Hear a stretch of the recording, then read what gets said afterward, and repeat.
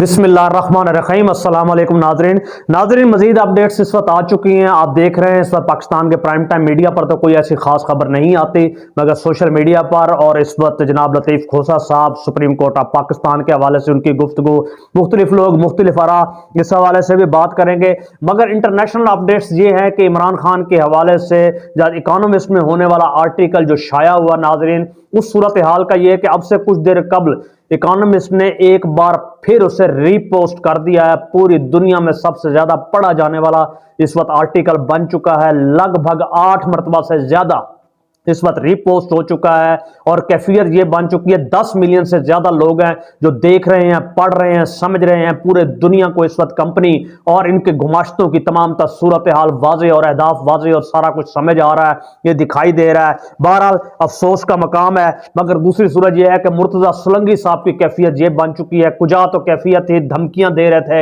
اور کہاں یہ کہ اظہار افسوس کر رہے ہیں۔ دی اکانومسٹ کو ایسا نہیں کرنا چاہیے تھا۔ ان کو کون بتایا؟ دی اکانومسٹ کا جریدہ پاکستان کا جریدہ نہیں، لندن کا، اس کا مدیر بھی لندن میں ہے، اس کا کوئی رشتہ دار بھی پاکستان میں نہیں جسے آپ اغوا کر سکیں، چادر چار دیواری کا تحفظ پامال کر سکیں۔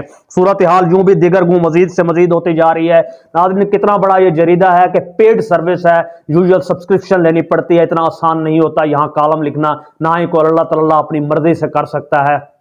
صورتحال آپ کے سامنے واضح ہے، اور کیفیت یہ ہے کہ ایک شخص جو جیل کے اندر بیٹھا ہے صرف 1100 حروف پر مشتمل ایک کالم لکھتا ہے، مگر اس کے باوجود اس کی طاقت کا عالم یہ ہے کہ پورے پاکستان کے اسٹیبلشمنٹ، پی ڈی ایم اور تمام جماعتیں اس وقت خوف سے لرزہ بریدم ہیں، بلکہ یوں کہیں کہ ان کی کانپیں ٹانگ چکی ہیں اور کانپیں ٹانگ ہی رہی ہیں۔ صورتحال مزید الجھتی جا رہی ہے۔ ہونا یہ چاہیے تھا مرتضی سولنگی جیسے لوگ اور ایسے مینڈک ہمیشہ ہر دور میں رہے ہیں، ان کو اب استعفیٰ دے دینا چاہیے۔ یہ وہی لوگ ہیں جو اپوزیشن میں ہوتے ہیں تو کالم لکھتے ہیں، گورنمنٹ میں ہوتے ہیں تو گورنمنٹ کے گماشتے بنتے ہیں، اور ایسے مینڈکوں سے عمران خان جیسے لیڈر کو کبھی بھی کوئی فرق نہیں پڑ سکتا۔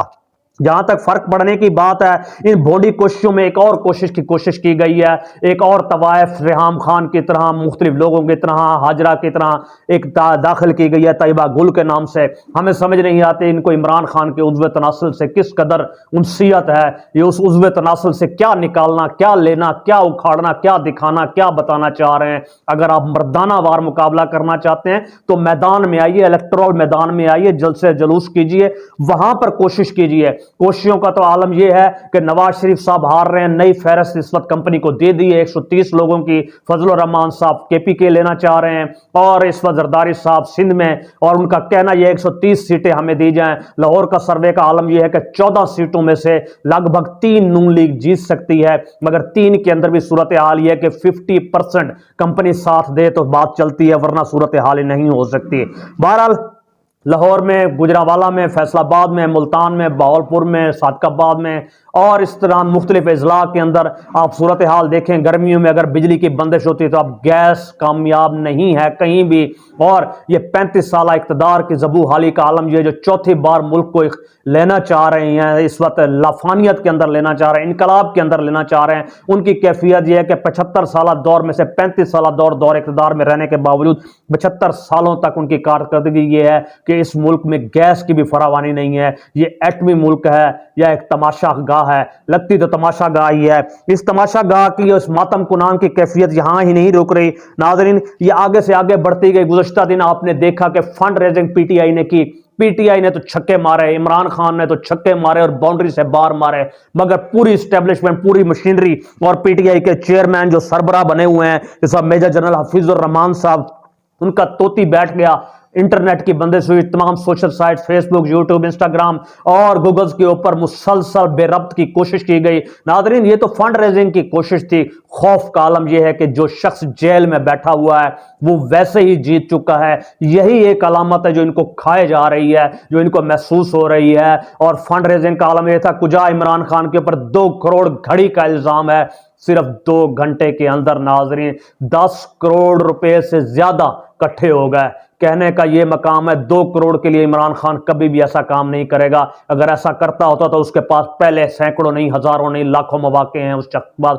وہ ایک لیڈر ہے، مگر وہ اپنے الفاظ سے پوری دنیا کو بتا رہا ہے، اور دی اکانومسٹ دنیا پڑھ رہی ہے، دیکھ رہی ہے، اس بات کی گواہی دے رہی ہے۔ ناظرین آپ کو بتاتے چلیں लाहौर PP 150 से इबाद फरूक के कागजात नामजदगी मुस्तरद कर दिए गए हैं। और इसके साथ साथ ये है कि ये मुस्तरद करना यहाँ ही नहीं रुका। मुसर्रत हिलाली साहिबा जस्टिस ने सवाल किया है कि वकील इलेक्शन कमीशन से, हम टीवी में देख रहे हैं कि लोगों के कागजात नामजदगी छीने जा रहे हैं, चादर चार दीवारी का तहफ़्फ़ुज़ पामाल हो रहा है, तो ये क्यों हो रहा है? इस बात पर जजेस साहिबा के वकील इलेक्शन कमीशन ने खामोशी इख्तियार की। अगर पाकिस्तान के जजेस और फायज ईसा साहब ये सब कुछ देख रहे हैं तो इंसाफ कहां है, इंसाफ का बोलबाला कहां है?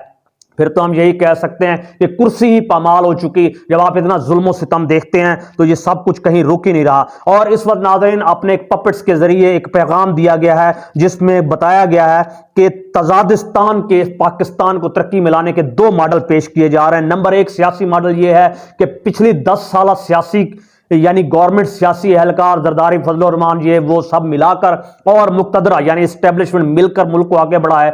दूसरा प्लान ये है कि सिर्फ और सिर्फ मुक्तदरा यानी एस्टेब्लिशमेंट ही आगे बढ़ाए और 3 साल में मुल्क को तरक्की की मनाजिर पर ले जाए। तरक्की कुजा जानी है, मुल्क माइनस में जा चुका है, हर चीज माइनस में जा चुकी है। IMF आपको कर्जा देने के लिए तैयार नहीं है। इस वक्त बादशाह और उसके हवारी नंगे हो चुके हैं और ये नंग पूरा आलम, पूरा जहां देख चुका है। यहां जनाब जनरल फैज हमीद साहब ने एक बात की है कि नवाज शरीफ साहब को अगर सदर पाकिस्तान बना दिया जाए, और इस वक्त सूरत हाल यह है कि इस बात पर भी कोशिश की जा रही है, गोया ये क्लर्क की सीटें हैं, PN की सीटें हैं, बंदर बांट हो रही है, मुल्क की परवाह नहीं। मुल्क जिस सिमत जाए, जिस कैफियत में जाए, आने वाले दिनों में बुध के अंदर बल्ले के निशान पर भी समाप्त होगी। इसके साथ साथ इस्तेकाम पार्टी के हवाले से नून लीग को सख्त आर्डर दिया गया है, उनको शरीके कार करें इसके अंदर। और हुकूमत पाकिस्तान जनाब आप देखें, निगरान हुकूमत आईफोन किस्तों पर देने की कोशिश कर रही है। क्या निगरान हुकूमत का ये मैंडेट होता है? कहां गई पीली टैक्सी, कहां गया कर्जा, कहां गई डैम स्कीमें? एक झूठ, एक दरोगई, एक बकवास, एक आलम की कैफियत ये है।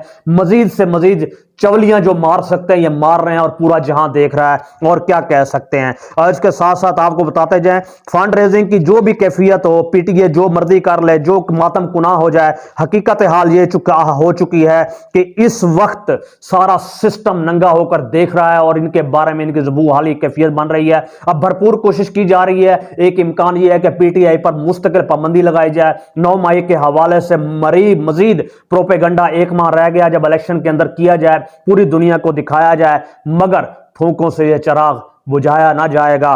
सूरत हाल इससे भी आगे बढ़ रही है। लाइबा डार साहब ने गुज़श्ता दिनों कहा उनके वालिद उस्मान डार को DHA कैफे अलांतो जहां से उठाया गया, उसका मुकम्मल बाइकाट किया। और इसके साथ साथ अलमिया देखिए, एहसन इकबाल साहब जिन्होंने घड़ियां खरीदी, नवाज शरीफ ने घड़ियां खरीदी, जब अपने रेफरेंस के अंदर अपने डॉक्यूमेंट्स जमा करवाए तो उनके अंदर उनका तस्करा तक मौजूद नहीं है। ये मुल्क ना हुआ, चरागाह हुआ, और इस चरागाह के अंदर सब लोग खेल रहे हैं।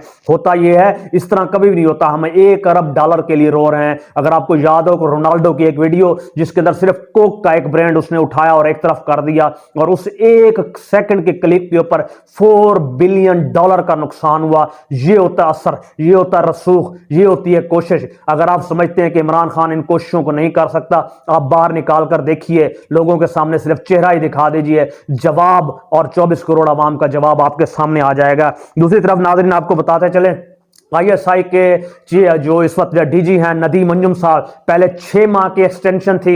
इस वक्त हाफिज डॉक्ट्राइन जो चल रहा है, जो अमेरिका के CIA और मुसाद के साथ मिलकर चल रहा है, उसके तहत 2 साल एक्सटेंशन प्रोग्राम बना लिया गया है। ये एक नई नवीद है पाकिस्तानियों के लिए। अफसोस का मकाम है, शर्म का मकाम है, डूब मरने का मकाम है। एक्सटेंशन पर आप चलाएंगे, क्यों ना चलाएं जब चादर चार दीवारी का तहफ़्फ़ुज़ पमाल और सब चोर एक साथ हों। और आखिरी बात यह है कि आपको बताते चले, मौलाना फजल रहमान साहब इस वक्त तशरीफ ले गए हैं काबुल तालिबान हुकूमत के पास। इस वक्त जो कंपनी ने भरपूर कोशिश की है, TTP ने जो हमले किए हैं, जो गुज़श्ता दिनों एक आलम दीन भी शहीद हुए और मुख्तलिफ हवाले से हमले भी हुए, उस TTP के अंदर उनको जो अमेरिकन हथियार दिए गए, ये वही अफराद हथियार थे जो अमेरिका जानबूझकर अफगानिस्तान में छोड़कर गया था।